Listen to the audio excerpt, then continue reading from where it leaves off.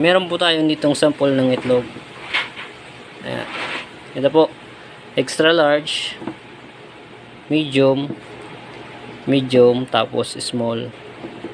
Ayan. Kasya po yan lahat. Una po, lagyan ng tubig itong water pan natin ng 1 to 18 days. Ito lang po ang lalagyan.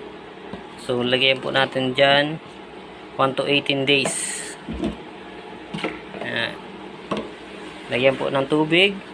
And check lang every 2 to 3 days or 4 days. Ganyan. Siguraduhin lang po na hindi po siya mapupusan ng tubig.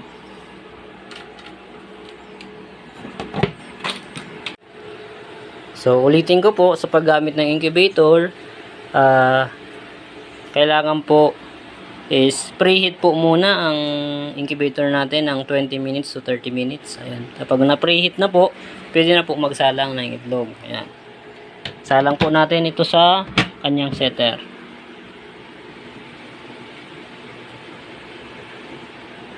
Ngayon, pwede natin isalang ito ng naka-incline.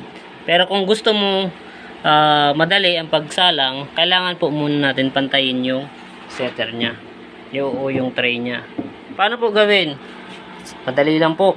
Kung makikita niyo po sa timer, meron pong manual na button. Ang manual po na button is 4 po yan na pindot. Ang unang pindot, on. Ang ikalawang pindot, on auto. Ibig sabihin po na ng on tapos on auto, gagalaw po yung setter niya o yung tray. Ang ikatlong pindot, off. At ang ikaapat is auto off. Yan. Lalagay po dyan sa screen.